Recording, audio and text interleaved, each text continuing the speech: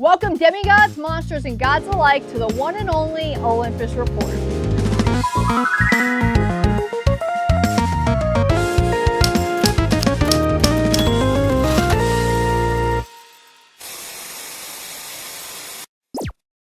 Overall, I think Percy Jackson and the Olympian Season 1 did a really great job, but I do think some episodes were better than others.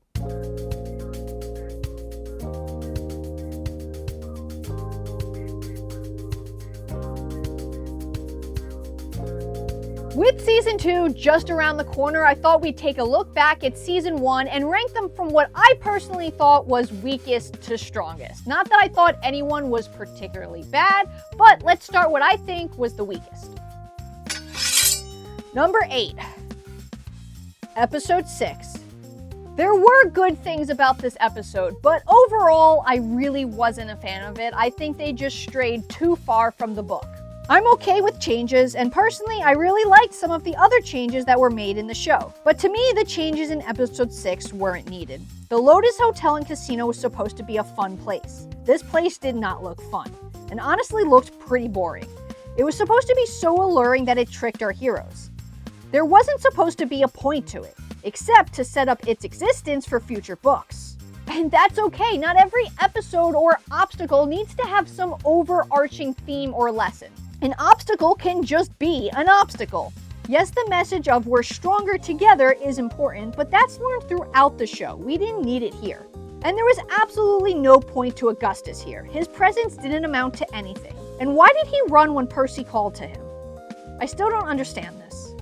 My biggest complaint is I think Hermes shouldn't have been here. It's going to take away from his reveal in Season 2, and I don't like how much information we got on Luke. They're trying to make him sympathetic, and he's not supposed to be. We're supposed to hate him until Season 5. There were some good things, like I said, for example, the car scene, but overall, I just think this episode was too sloppy. Number 7. Episode 4. Another episode that just felt overly complicated to me. I don't necessarily think the changes made helped the story. In fact, I think it took away from certain details of the story. By making the archway a temple to Athena and a place where they were seeking refuge, we lost out on Annabeth's love of architecture, something that makes her character interesting. I also don't like how Athena was angry at Annabeth. In the books, Athena is shown to be stern, but a caring mother. And like I said before, not every obstacle needs to have an overarching theme. This could have just been a fun pit stop. And I personally thought that the action and fight with the Chimera was underwhelming. I don't think Percy needed to be poisoned, and this took away from the action. Percy being poisoned again didn't amount to anything. But my biggest complaint about this episode was the water phobia they gave Percy. I don't think the payoff was worth it. It takes away what makes Percy, Percy. But I did like Percy falling from the arch. That was a really cool part of the episode. Number 6. Episode 7. For me personally, there really wasn't much wrong with this episode. It just felt a bit boring to me compared to some of the others. My biggest complaint about it was the Fields of Asphodel. Why was Annabeth affected by regrets, but not Percy and Grover? We know because of the flashbacks that Percy feels regret in regards to his mom. And Grover is supposed to feel regret over what happened with Thalia. So the fact that only Annabeth was caught kinda threw me for a loop. Again, I think it was an overly complicated plot device that didn't need to be in the episode. But there were things in this episode I really liked. I liked the reference to the Mark of Athena with Annabeth dangling off the cliff, and I loved the scene between Sally and Poseidon at the end. Honestly, one of the best scenes in the entirety of the season. So a really good episode, but not great. Number 5. Episode 5.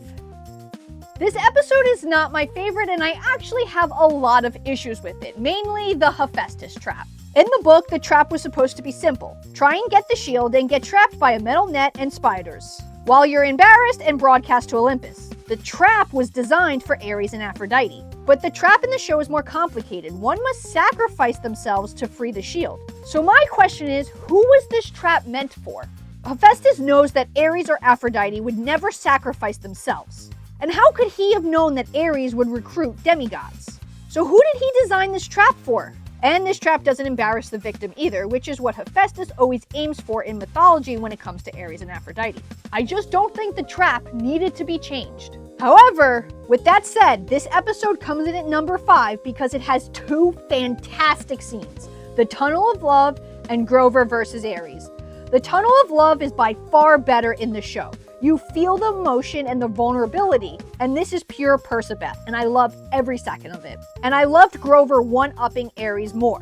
I love how the camera got tighter on the subjects the more intense the conversation got. As a film major, I can appreciate good filmmaking. Plus, we also got a Percabeth hug. Number 4. Episode 3. For me, this is an episode where I think the changes actually made sense and made it better. Changing the narrative of Medusa was super powerful. This was a good example of when to include themes and lessons. What is a monster? And I like how this was a theme throughout the show, first brought up by Sally. This gave a deeper level to the storytelling of the book, and honestly, it was a super important theme to bring up. Is Medusa really a monster? Or are the gods the monster? It's not always black and white. And this is actually a theme that Rick would go on to bring up in future books. He just decided to bring it in a bit earlier here. And I personally think the tension of this episode made it more scary than if Medusa was just trying to kill them and turn them to stone. The only change I don't like is I don't think Alecto should have been at Medusa's lair. I don't think that added anything to the story. And I also really loved Grover's song. It was super cute, and I loved that they had Percy singing at the end, showing us that he had fully forgiven his friend. Number 3. Episode 1. Episode 1 started us off super strong, giving us almost a page-for-page retelling of the book. But the best part of the episode was finally hearing the iconic line. My name is Percy Jackson. I'm 12 years old. Am I a troubled kid?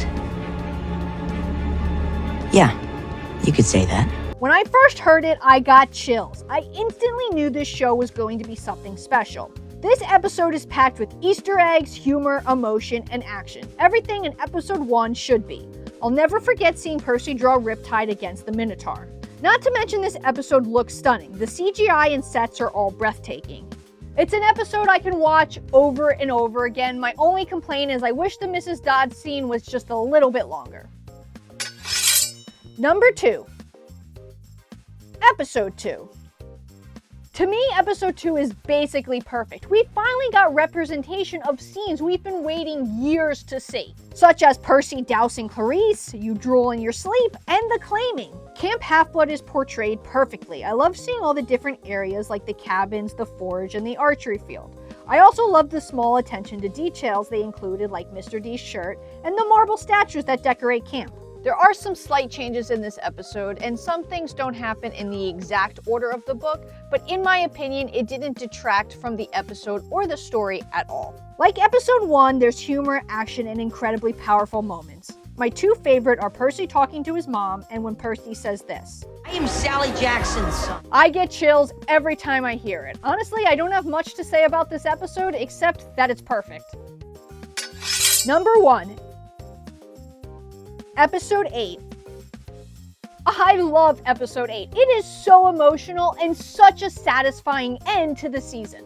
After years of waiting, we finally get to see Percy take on Ares, and it's so much fun. Seeing Percy summon the ocean just like in the books is simply incredible, and sometimes I still don't believe we got it.